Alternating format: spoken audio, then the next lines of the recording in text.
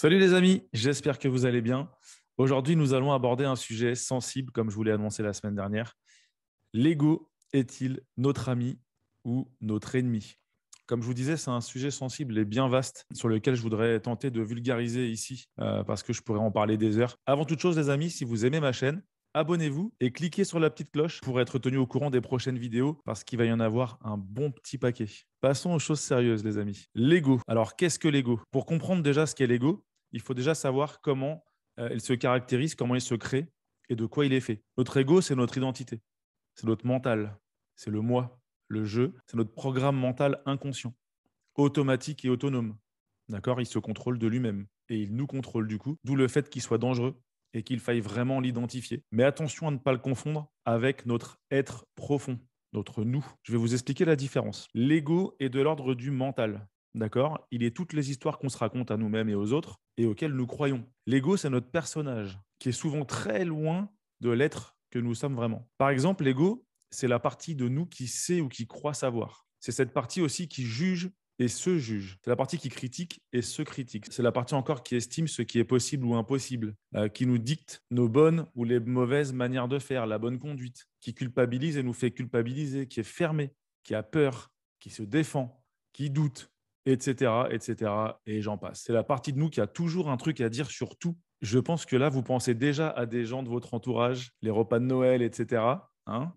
Si, je vois bien que tu y penses. Il y a toujours quelqu'un qui sait tout sur tout. Cette personne, elle est dirigée par son ego. Vous saurez que c'est l'ego qui vous dirige quand vous vous critiquez ou critiquez quelqu'un d'autre.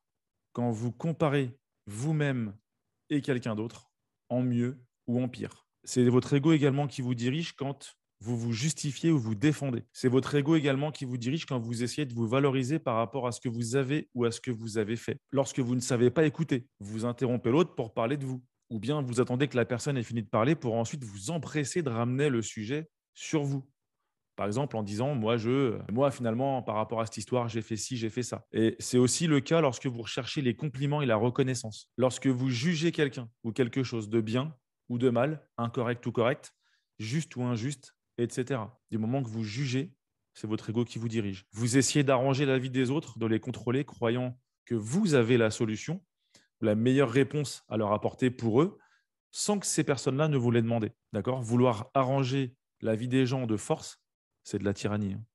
Donc, il faut que les gens vous demandent les choses pour que vous les aidiez. Voilà, ça, c'est très important. Sinon, c'est votre ego qui impose votre croyance à ces personnes-là. C'est-à-dire, vous pensez ce qui est bien pour eux, mais c'est peut-être pas forcément bien pour eux. Ça dépend de leur façon de voir les choses à eux et non pas la vôtre. Vous voulez avoir le dernier mot, par exemple, étant certain d'avoir raison. Ou alors quand vous exagérez en utilisant des superlatifs comme jamais ou toujours. Ou alors lorsqu'on ment. L'ego, c'est le faire. D'accord? Alors faire quelque chose pour plaire aux autres ou avoir leur reconnaissance, ça, ce n'est que temporaire. On aura vite besoin de faire autre chose pour avoir la reconnaissance à nouveau. Et là, c'est un cercle infernal, les amis, qui ne s'arrête jamais et qui est même de pire en pire et qui cause notre perte. Parce qu'on s'attend de plus en plus à de la reconnaissance des gens, donc on donne de plus en plus. Et ça, c'est pas être gentil, c'est très très dangereux et très malsain. L'ego, c'est notre passé.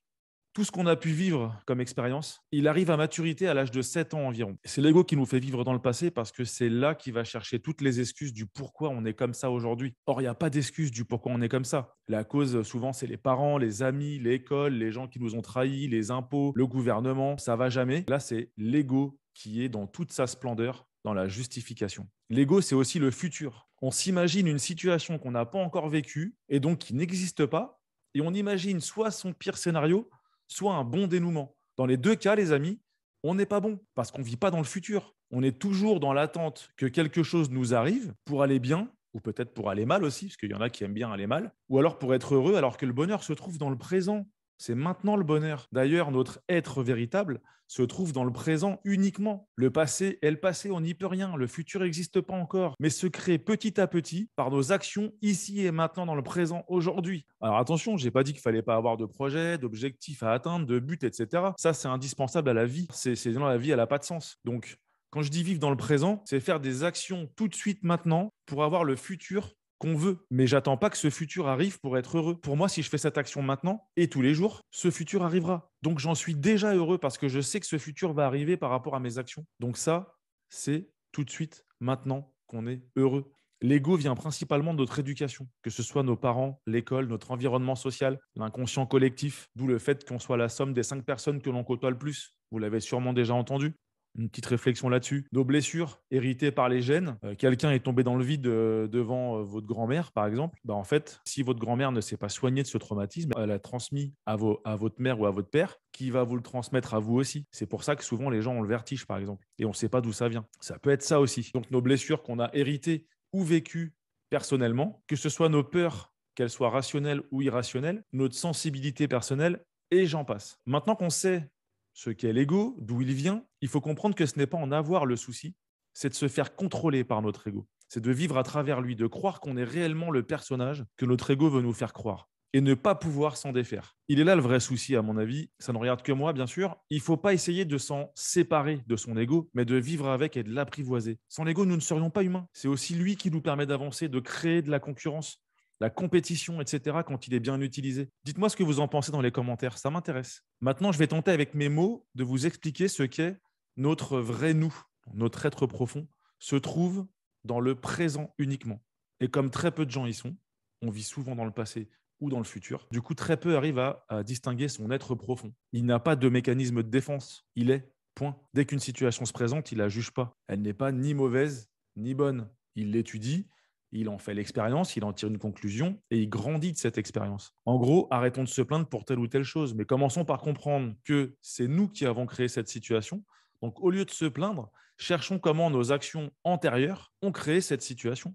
Tout simplement, toute situation qui se présente à nous, c'est nous qui l'avons créée, les amis. Quitte à déplaire, je m'en fiche. Et je vous le confirme, chaque situation qui nous arrive, on se la crée nous-mêmes. Et du coup, comment changer ce que nous avons fait pour ne pas que cela se reproduise, tout simplement. Albert Einstein a dit une phrase qui me plaît beaucoup, la folie est de croire qu'en faisant toujours les mêmes actions, nous obtiendrons des résultats différents. Je pense que cette phrase, elle vous parle. C'est exactement ça, vivre l'instant présent, analyser cet instant présent, et s'il ne nous convient pas, chercher dans le passé ce que nous avons pu faire pour déclencher cette situation et changer cette action pour ne plus qu'elle se reproduise. Tout simplement, parce que l'ego va chercher à vous faire reproduire tout le temps les mêmes erreurs. Chaque situation qui nous arrive n'est ni bonne ni mauvaise. Elle correspond simplement à la suite de plusieurs actions mises en place par nous-mêmes avant et en tirer une bonne leçon et ne pas recommencer cette erreur. Voilà ce que je vous propose. Et il faut savoir que nous avons 4 champs de conscience en nous. Le premier, c'est le mental, l'ego particulièrement. C'est indispensable à notre vie. L'ego nous est indispensable. Il ne faut pas s'en séparer, les amis. Il nous permet de comprendre et de nous faire comprendre. Il nous permet beaucoup de choses dans la vie. Ensuite, nous avons le corps. C'est notre véhicule sur Terre. C'est nos 5 sens. L'ouïe, l'odorat, le toucher, la vue, le goût. Il nous prévient de beaucoup de choses par la douleur, par exemple. Et notre corps nous parle. Il n'en tient qu'à nous de faire attention à ce qu'il nous dit et de l'écouter ou non. Si nous prenons bien soin de lui, il sera là pour nous. Les maladies et les soucis de santé ne sont pas issus du hasard. Je ne crois pas au hasard et vous ne devriez pas non plus. C'est juste un conseil, soit dit en passant. Le troisième champ, les amis, c'est l'émotion. L'émotionnel. C'est celui qui devrait le plus être écouté chez nous. La loi de vibration. Je ne sais pas si ça vous parle. Une émotion, c'est une vibration. Ça fera l'objet d'une vidéo spéciale dans un thème de 12 vidéos qui sortiront un peu plus tard sur les lois de l'univers. C'est notre guide.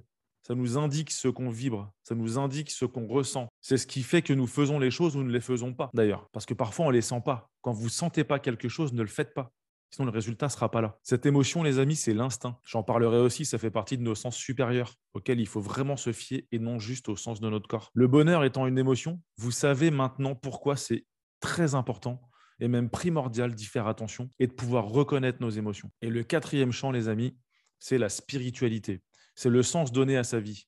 Si vous êtes là pour le métro boulot dodo, ou alors si vous êtes là pour effectuer quelque chose de beaucoup plus grand, votre mission de vie, ce qui vous rendrait heureux, ce pourquoi votre vie prend tout son sens. Par exemple, moi aujourd'hui, ma mission de vie, c'est de former les gens, c'est de les aider à comprendre leur soi profond, donc le moi, le je, c'est de leur apprendre qu'il y a un autre système qui existe et qui n'est pas forcément le système dans lequel on est, métro, boulot, dodo et aller travailler forcément pour un patron, etc. Donc, c'est vous montrer qu'il existe des choses à côté du monde qu'on connaît et sur lequel on ne nous forme pas. Ma mission de vie aujourd'hui, c'est de former un maximum de monde à réussir, c'est de former un maximum de monde à évoluer, à vibrer beaucoup plus haut pour justement atteindre le bonheur personnel et puis, pourquoi pas, le succès. Voilà, ça, c'est ma mission de vie aujourd'hui. Vous voyez, cherchez votre mission de vie, les amis. C'est comme ça que vous allez être vraiment heureux et remettez-vous en question. La vraie solution, c'est de ne plus être la personne que notre ego veut qu'on soit, mais être le vrai nous.